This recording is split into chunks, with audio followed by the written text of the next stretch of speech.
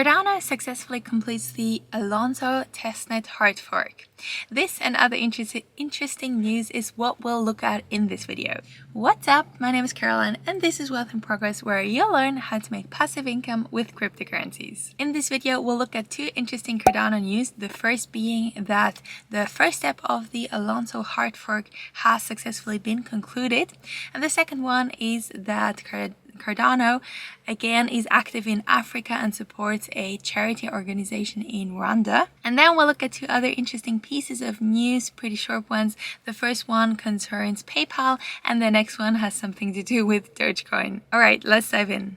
Okay, so this is the Alonzo rollout plan. I think I've shared that with you before, and this is just a great overview of what's going on during those 3 months of the Alonzo Hardfork.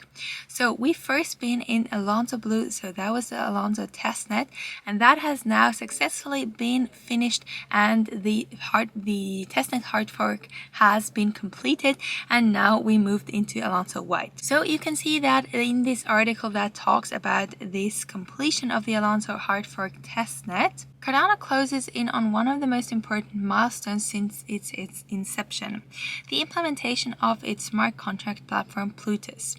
Input-Output Global IOG announced via its Twitter handle the successful rollout of the Hardfork for the Alonzo testnet. So this has been IOG's tweet, and they see here they tweeted, Hardfork successful, delighted to report around 1944 UTC today we successfully forked the Alonzo testnet to the new Alonzo White node. The new network is happily making blocks already. So I find it really interesting because this is actually really exciting news. So we're being on time, we're moving forward into the next step of the Alonzo Hardfork.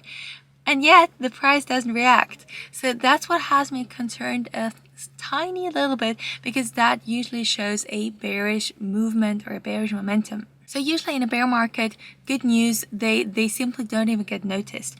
They just get absorbed by the whole big piece of news, usually negative news. And then there can be super bullish news, but no one even notices it. And I think that's what's happening right now. If we look at the price, so if we look at the price of ADA USD, the announcement was on July 14th, and it just went downwards ever since. So of course that usually has to do with BTC's price movement. It looks pretty much exactly the same. So as long as we have this downward facing BTC movement, it's going to be hard for Cardano. But so that's what has me a tiny bit concerned in the short term. However, I've always said it before, I'm very bullish on Cardano in the long term. It might just take a bit longer. So we might not see the super pump or the super bullish movement for the Hardfork launch in September. So if you look at that, the Alonzo mainnet will launch in September, and I anticipated some bullish movement. Usually there's quite some bullish anticipation for something as big as that coming up, but maybe we don't see it for that if the whole market stays as bearish as it is right now. So what that means is we'll just have to be a bit more patient until Cardano can finally move up again. So if we look at the last part of this article, it says Cardano on track for a new era with Alonzo. So it says, according to the company's roadmap, Alonzo Blue was intended to run the first exercise of smart contract and the initial ADA distribution to the SPOs, that's stake pool operators. Now Alonzo White will run demo dApps, integration with WBE and PAV benchmarks, and will have the participation of around 500 community members. Additionally, during this phase, Cardano will run the scripts on the network for a basic dApp version of decentralized exchange Uniswap. So this is really the next phase of this whole testing phase in order to have the mainnet, the Alonzo mainnet, being smoothly running in September. So this is what Cardano usually does. They take the more slower route, but therefore the steady route as well. So they want to have everything tested before they launch it, and that's quite a different approach to other coins or other projects that are out there. I think this is a very good approach because it just makes sure that there are less bugs and less issues further down the road. Then the article goes on to say, in August, if White turns out equally successful like Blue was, IOG will launch Alonzo Purple. This will be the first public testnet for Cardano and its smart contract platform.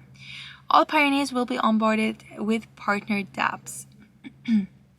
So if we look at the Alonzo rollout plan again, you'll see that we have Alonzo Purple as the next step. Then we'll have a quick phase with Alonzo Red and Alonzo Black, and then in September the Alonzo mainnet is going to launch. So let's hope that Cardano will stay on track with this rollout plan and that everything goes as smoothly as it started out with Alonzo Blue. Okay, on to the next piece of news, and that is that Cardano launches crypto charity platform with Rwanda-based NGO. Cardano has announced that it has entered into a partnership with Rwanda Save the Children Foundation. The partnership came to fruition after Cardano had successfully installed a payment gateway that allowed the NGO to receive donations using Cardano's native token ADA. So this allows the NGO to receive donations via cryptocurrency, in this case ADA. So it's always great to see that big projects like that support donations or facilitate that as well. And Cardano has been very active in Africa. That's one of their core focus. They want to help those developing countries be more connected and have better access to different services.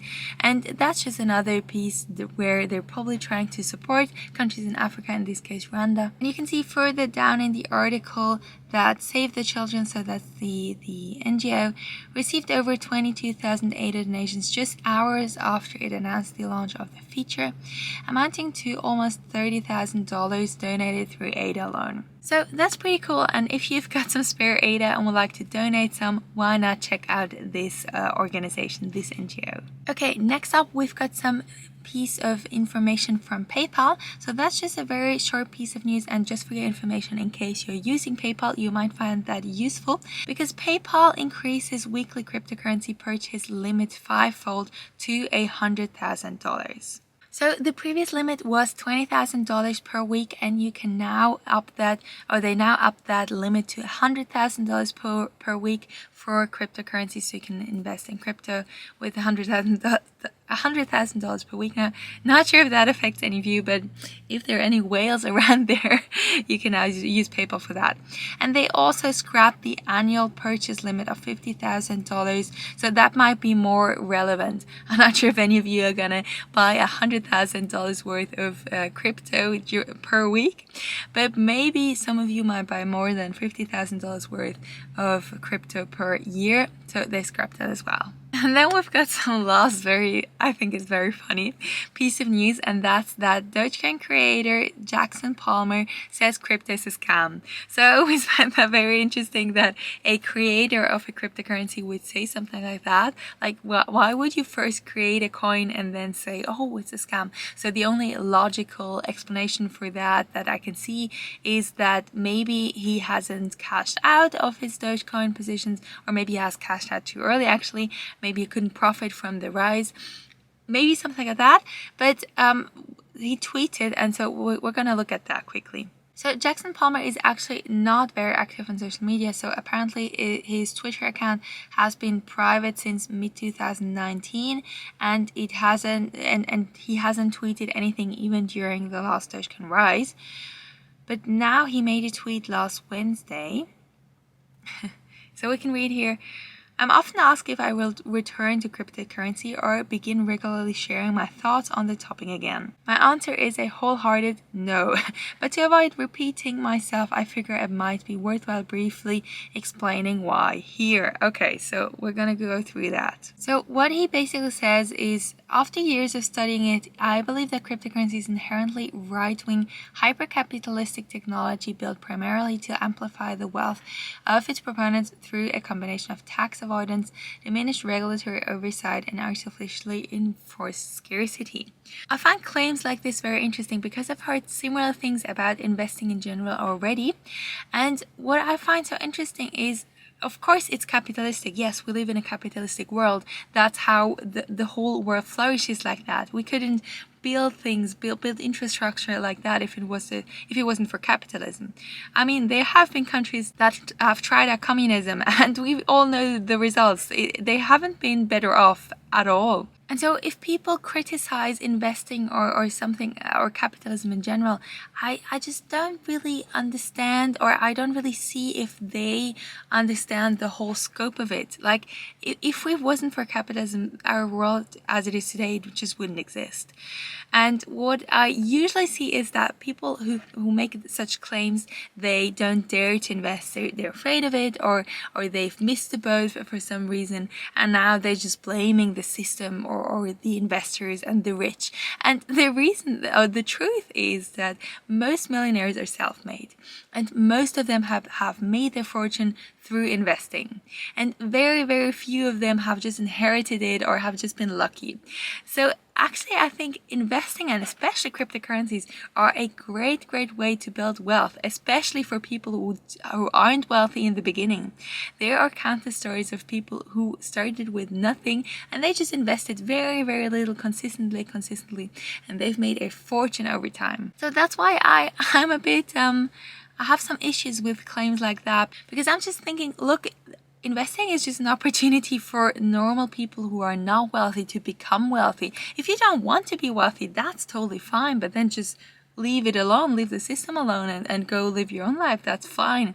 But why criticize it if you could also just profit from it? That's what I don't understand. But that's just my personal opinion.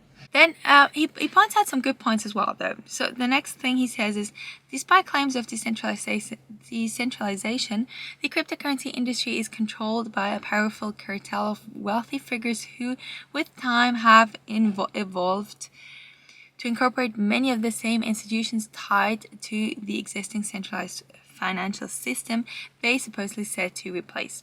So it is true to a certain extent that we have some big companies like the exchanges, and we have some big figures that consistently appear in the media that influence the market a lot.